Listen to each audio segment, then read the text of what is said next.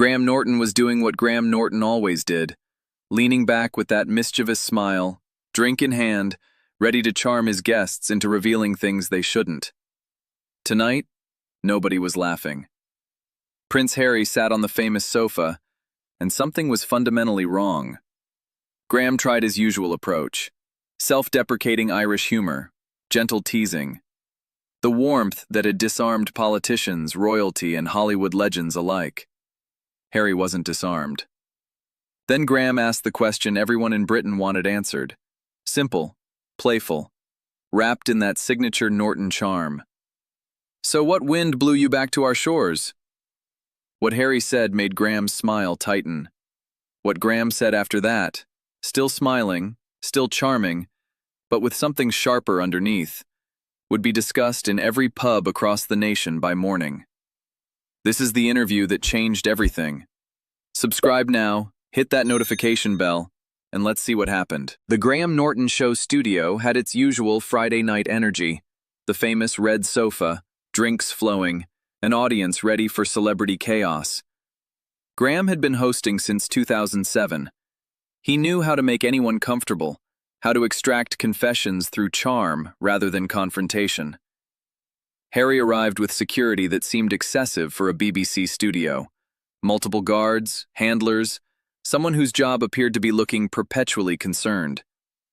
He walked onto the set, shook Graham's hand briefly, settled onto the red sofa with controlled posture.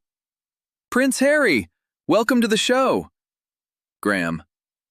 "Oh, we're being formal. I'll try to warm you up. I've got wine.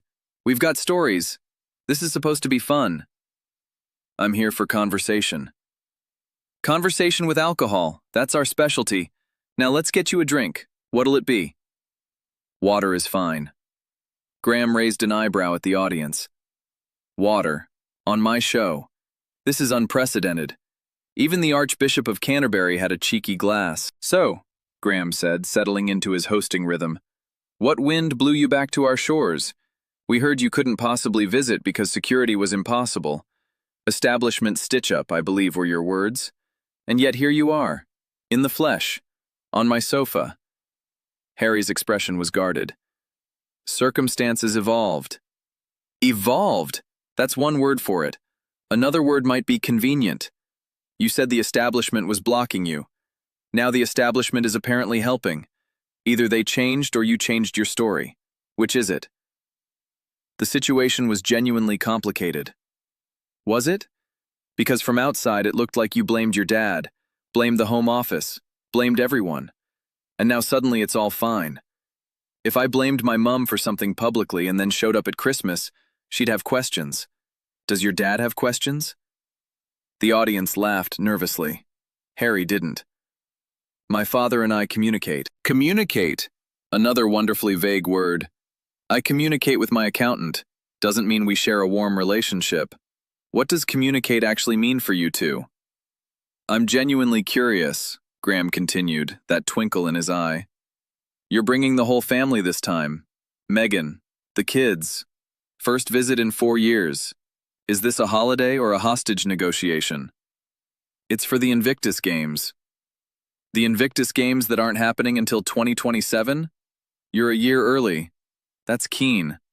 I wasn't aware military precision meant arriving 12 months ahead of schedule."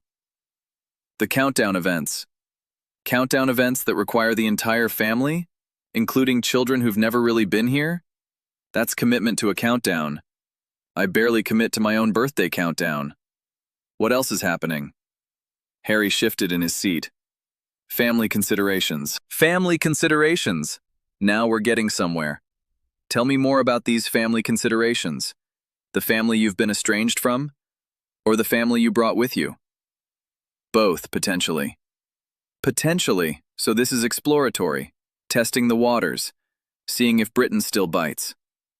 Graham turned to the audience. "We don't bite, by the way. We mostly just make tea and complain about the weather. We're harmless." "Your brother," Graham said, leaning forward with apparent casual interest. "William. Reports say he's not thrilled about this visit. Bolted shut was one description of his door. Another was that he threatened to boycott family events if you're invited. Is that accurate?"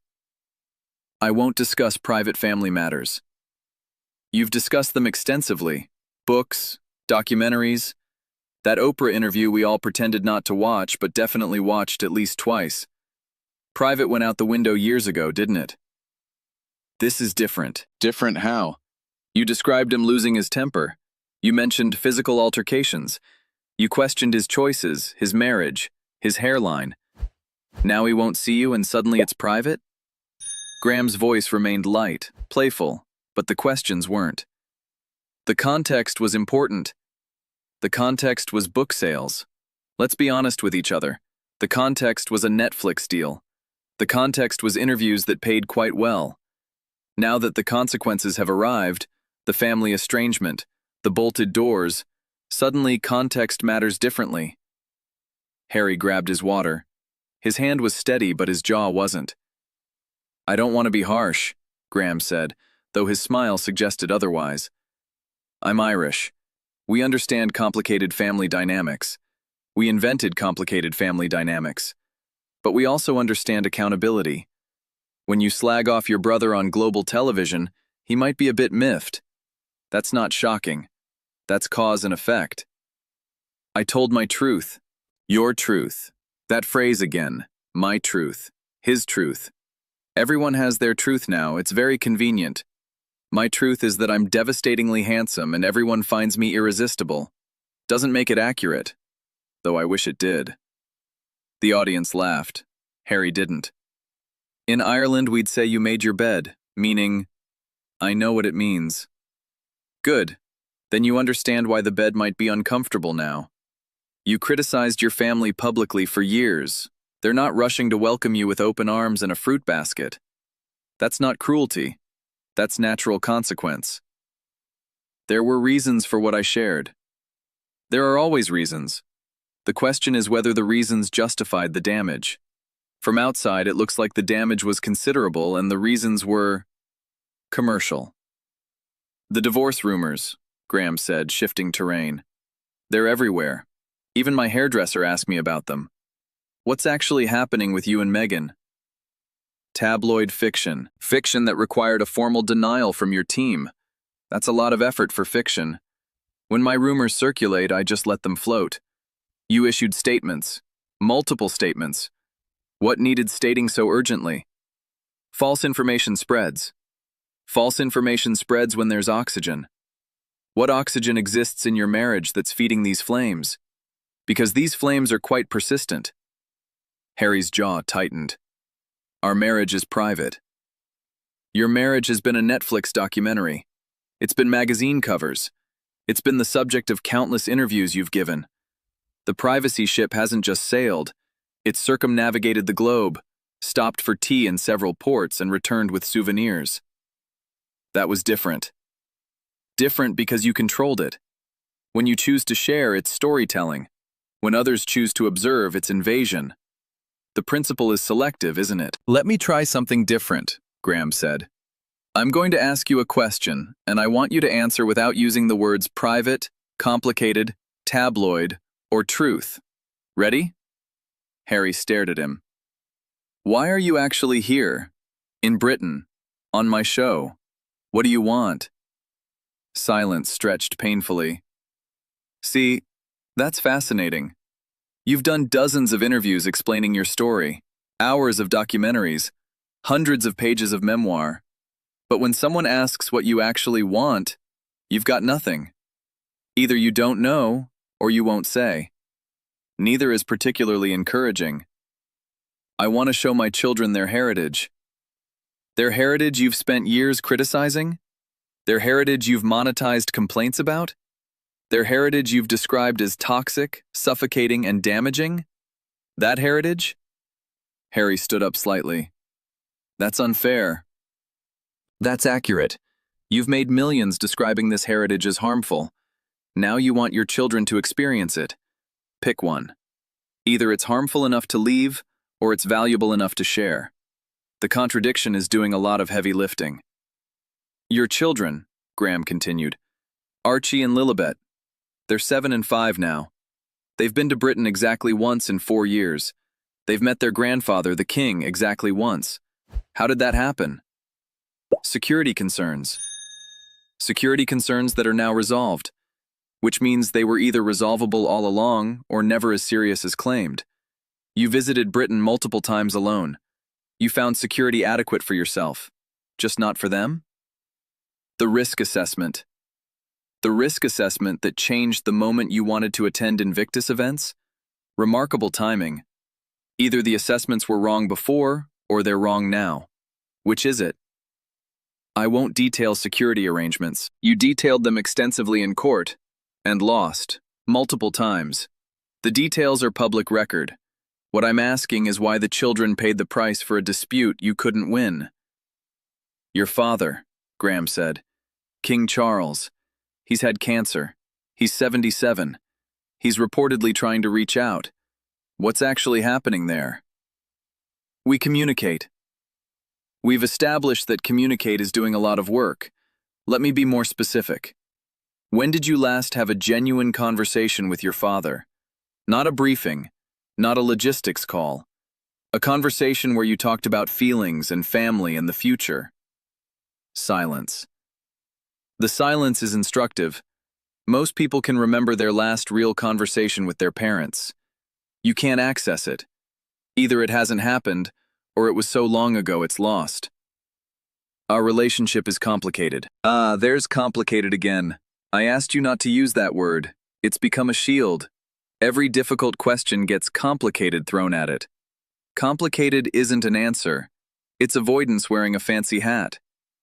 Here's what puzzles me, Graham said, his Irish accent thickening slightly. I've interviewed hundreds of people on this sofa. Politicians, criminals, people who've done genuinely terrible things. Most of them can eventually laugh at themselves, find some humor in their situation, acknowledge their own absurdity. He looked at Harry directly. You can't. Every question about your choices becomes an attack on you. Every observation becomes victimization. Every attempt at humor gets met with walls. I'm genuinely trying to make this enjoyable for everyone. You're making it impossible. Your questions are hostile. My questions are cheeky. There's a difference. Hostile would be insults. What I'm doing is pointing out contradictions with a smile. The contradictions are yours. The smile is mine. It's how I've always worked. The staff departures, Graham said. Archwell has had, what is it now, 18, 19 departures? Communications directors cycling through. Staff reportedly struggling with conditions. What's happening internally? Every organization has turnover. At that rate? I've had the same production team for years. Most organizations don't hemorrhage staff like that. What are they running from? That characterization is unfair. That characterization is reported, multiple times, by multiple outlets, with specific details about working conditions. Where there's smoke, there's usually tabloid exaggeration. There's tabloid again. It's become your answer for everything. Tabloid, tabloid, tabloid. At some point, the word loses meaning. Not every difficult report is tabloid invention. Some of it might actually be true? Archwell itself, Graham continued. Your foundation, what has it accomplished? Specifically, I'm curious because foundations usually have accomplishments they're proud of. Schools built, policies changed, people helped. What's yours? We focus on systemic change. Systemic change, another phrase that sounds impressive until you ask for details. What system has changed because of Archwell? Our partnerships. Partnerships toward what outcome? I've had charity founders on this sofa. They talk for hours about specific results. They can't stop talking about it because they're proud. You can't start. Why is that? Impact takes time. Impact also takes evidence. After years of operation, surely something measurable exists. One thing. Anything. Silence stretched again. The silence is becoming a pattern tonight. Every time I ask for specifics, there's nothing there. I've talked about you on this show, Graham said. With other guests. We've discussed the whole situation. Some of us were sympathetic initially. The Oprah interview was compelling television. The early stories seemed genuine. He paused. But then the book came out, and the documentary, and the other interviews, and more complaints, and more accusations, and more victimhood. At some point, sympathy becomes exhaustion. We're exhausted. Britain is exhausted. The story never moves forward, it just loops. I've been telling my story. You've been telling the same story, repeatedly, to anyone who'll pay for it. And now you're here, and I'm asking what comes next, and you've got nothing. No new chapter, no growth, no evolution. Just the same grievances with a different postcode. Harry grabbed his jacket. I didn't come here to be mocked. Mocked? Graham looked genuinely surprised. I've been making jokes. That's literally my job description. I make jokes with everyone. Jennifer Lawrence sat on this sofa and laughed when I teased her about falling at the Oscars. Dame Judi Dench laughed when I joked about her memory. Hugh Grant laughed when I brought up his worst reviews. That's what happens here. We laugh together. Graham's voice remained warm but pointed. When someone can't laugh at themselves, there's usually a reason. Either the ego is too fragile to handle examination, or the story they're telling themselves can't survive humor. Which is it for you? My experiences are serious. All experiences are serious and also slightly ridiculous. That's life. That's being human. The combination is what makes us interesting. You've removed the ridiculous entirely. You've become entirely serious, entirely wounded, entirely victim. It's very one note, and frankly, it's exhausting. Harry moved toward the exit. I expected better from British television. Graham smiled. British television expected better from a British prince. We're all disappointed. But I suspect we'll recover faster. Harry paused at the studio door. History will vindicate me. Graham raised his glass. History will note that you walked off a chat show because an Irish comedian made gentle observations about your contradictions. History will note that you couldn't laugh at a single joke in an hour of conversation. History will note that you came to Britain claiming to want reconciliation and couldn't even handle a Friday night sofa conversation. He took a sip. History judges how people handle uncomfortable moments with grace. You handled this by leaving. That's the history being written. Right now. On camera. Harry left. The studio door closed behind him. Graham turned to his audience with exaggerated bewilderment. Well, that was different. Shall we get the other guests back? I promised to be nicer to them. Though to be fair, I was quite nice to him too. He just didn't notice. The audience laughed, grateful for the release. Graham addressed the camera directly. I want to explain what just happened because it's rather remarkable. He set down his drink. I've been doing this show for 17 years, over 500 episodes. I've had every kind of guest imaginable. Nervous ones, defensive ones, people going through actual crises, people whose careers were ending, people whose marriages were collapsing. They still engage. They still find moments of humor. They still participate in the conversation. He shook his head. What I experienced tonight was different. Every question about his choices became victimhood. Every joke became attack. Every observation became hostility. In 17 years, I've never met someone so completely unable to laugh at anything, including himself. And I've had politicians on this sofa. The frustrating thing, Graham continued, is that I wasn't being cruel. I asked about his UK visit, a legitimate question. I asked about his family, a legitimate question. I asked about the contradictions in his public statements, legitimate observations. Those are the questions any British audience would want answered. He gestured expansively. He's been here criticizing everything British for years, the institution, the media, the family, the country that made him a prince. Now he's back, asking for welcome. We welcomed him, with questions. That's how conversation works. That's how British conversation has always worked. He straightened. He wanted warmth without examination. That's not warmth, that's capitulation. And this show doesn't do capitulation. It does wine and jokes and honesty. Sometimes uncomfortable honesty. But always with affection underneath. I genuinely hope he finds whatever he's looking for, Graham said, his voice softening slightly. peace, reconciliation, some ability to laugh at the absurdity of life. We all need that. Life is ridiculous. Family is ridiculous. Fame is ridiculous. The ability to recognize that, to laugh at it, is what keeps us human. He paused.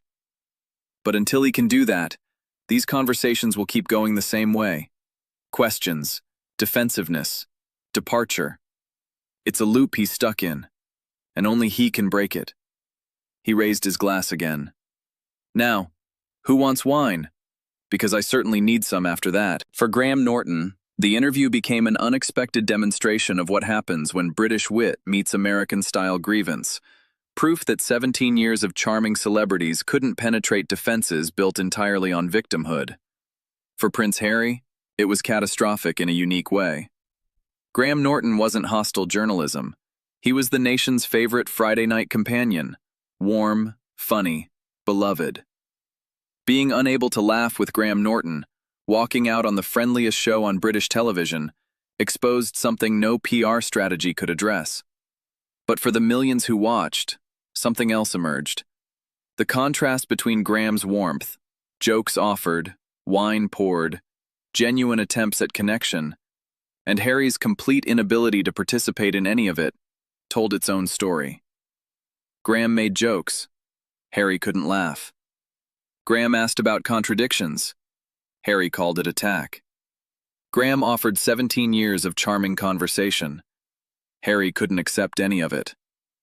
And in that inability, in that devastating failure to engage with humor or warmth or anything genuinely human, everything anyone needed to know about what Prince Harry had become was revealed. Some people laugh at themselves because they can. Others prove they've forgotten how. Graham offered the red sofa. Harry couldn't stay. That's the whole story. 17 years, 500 episodes, Britain's most charming host, and he couldn't laugh at a single joke or answer a single question without treating it as attack. What does that tell you? If you want more content that recognizes when humor gets rejected, subscribe. This is where wit meets observation. Turn on notifications. Don't miss what matters. Drop a like. More charm. More questions. More of what 17 years teaches you about the difference between genuine and performed.